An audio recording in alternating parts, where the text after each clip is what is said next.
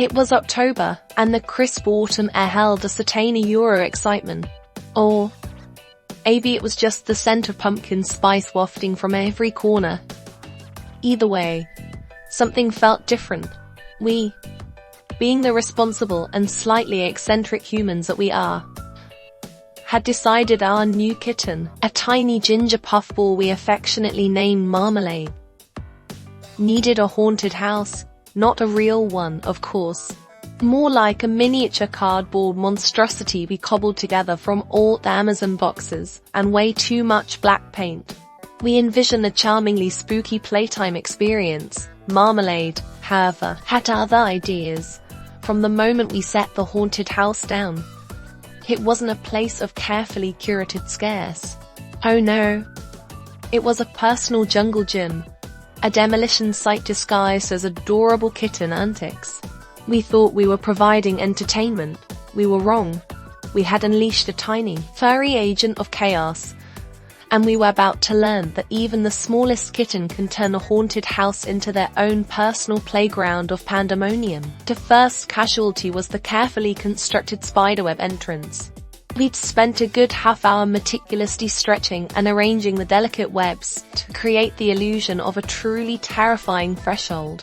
Marmalade took one look, emitted a tiny, squeaky meow, and launched himself into it with the unbridled enthusiasm of a kitten who had never encountered anything quite so Euro-stretchy. The webs, of course, didn't stand a chance.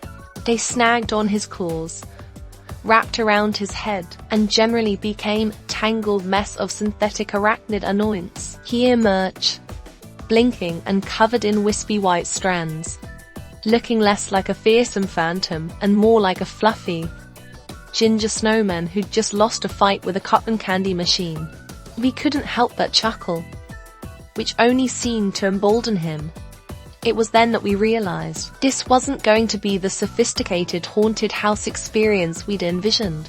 This was going to be a kitten-powered demolition derby. Inside the haunted house, we placed a collection of miniature spooky decorations.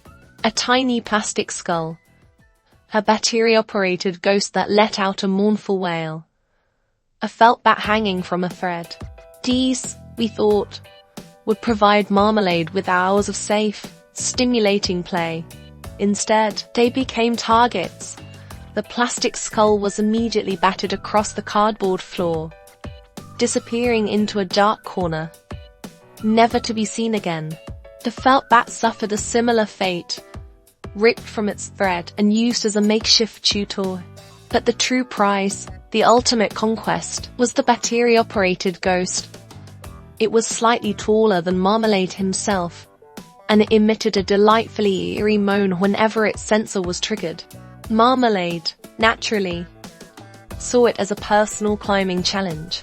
He scaled the ghost with the agility of a tiny, furry mountaineer, finally reaching the top and perching there like a victorious conqueror, surveying his domain with a smug expression. Then came the chewing. We should have seen it coming. All kittens chew. It's practically a kitten's job description. Right after being ridiculously cute and sleeping in inconvenient places. But the focused, unwavering intensity with which Marmalade approached the cardboard ball was remarkable. He zeroed in on a particularly appealing corner and began knowing with the dedication of a beaver building a dam. Little by little, flecks of cardboard rained down around him as he relentlessly pursued his goal, to create a marmaladized exit strategy. We watched, fascinated and slightly horrified, as the hole grew larger and larger. It was no longer a cute, playful nip. It was a determined act of architectural rebellion. It was as if he was saying, "Your flimsy cardboard prison cannot contain me. I will escape, I will explore, and I will probably take a nap in your shoe afterward." And escape he did, with a final, triumphant wriggle. Marmalade squeezed through the hole he'd created, emerging victorious on the other side, covered in cardboard confetti. He shook himself, scattering tiny paper shreds everywhere, and then looked up at us with an expression that clearly said, "What? Did you expect me to stay in there? The haunted house, now sporting a gaping hole in his side, looked less like a spooky attraction and more like a victim of a particularly enthusiastic kitten attack.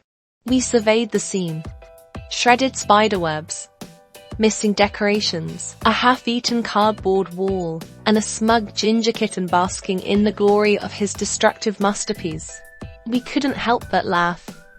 He had envisioned the Halloween-themed playtime experience, and we had gotten something else entirely. Something much more chaotic, much more hilarious, and infinitely more marmalade. Despite the distraction, despite the chaos, Marmalade seemed to genuinely enjoy his haunted house. Or at least, he enjoyed turning it into his own personal playground. After his escape, he spent the rest of the afternoon exploring the interior, batting at the remaining decorations, and generally wreaking adorable havoc. And then, as kittens often do, he suddenly crashed. We found him curled up inside the haunted house, nestled amongst the tattered spiderwebs and dismembered decorations, fast asleep. One tiny paw was draped possessively over the battery-operated ghost, as if to say, "This is mine now, all mine." He looked so peaceful, so innocent. It was hard to believe he was the same tiny terror who had single-handedly demolished our carefully constructed Halloween display. Waking up from his nap, Marmalade emerged from the haunted house, yawning wide, and proceeded to rub against our legs, purring like a tiny motor. It's moments like these when you forget the chewed cardboard and the missing decorations. It's moments like these that you remember why you brought a kitten into your life in the first place. It's not for perfectly curated Instagram photos or for showcasing your artistic talents in building elaborate haunted houses. It's for the unconditional love, the endless entertainment, and the constant reminder that even the smallest creatures can bring the biggest joy. And okay, maybe a little bit of chaos too, but mostly joy. We decided to reinforce the hole in the haunted house with duct tape. It wasn't pretty, but it was functional, and besides, it added a Satana Euro rustic charm to the already dilapidated structure. As the days grew shorter, and the leaves turned vibrant shades of red and orange, the haunted house became a permanent fixture in our living room. It was no longer a symbol of Halloween, but a symbol of Marmalade's reign of terror. We stopped trying to control the chaos and instead embraced it. We added new decorations, knowing they would probably be destroyed within minutes. We let him chew on the cardboard, knowing it would only make the hole bigger. We simply sat back and enjoyed the show. And honestly, it was a pretty good show. Marmalade continued to surprise us with his antics, finding new and creative ways to interact with his cardboard kingdom. Halloween night arrived, and we, of course, had a tiny ghost costume waiting for Marmalade. He wasn't thrilled, but he tolerated it for a few minutes while we snapped some pictures. He looked absolutely adorable, even with his disgruntled expression. The haunted house stood proudly in the background, a testament to his playful destruction. We realized that the true meaning of Halloween wasn't about perfectly sculpted pumpkins or elaborate costumes. It was about embracing the fun, the silliness, and the unexpected moments of joy. And Marmalade, in his own furry, chaotic way, had taught us that lesson perfectly. He may have ruined our haunted house, but he had also filled our lives with laughter and love. And really, what more could you ask for from a tiny, ginger kitten? The haunted house, battered and bruised, eventually succumbed to the wear and tear of kitten-induced chaos. We tried to repair it, we really did, but it was no use.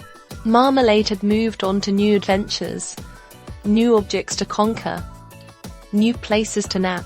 But even as he outgrew his cardboard kingdom, the memories remained. The chewed cardboard, the missing decorations, the endless laughter. The haunted house may have been gone, but the spirit of Marmalade's mischief lived on. And every time we see a cardboard box, or a string of spiderwebs, or a particularly cute ginger kitten. We'll remember the tiny terror who turned our haunted house into a playground of pure, unadulterated joy.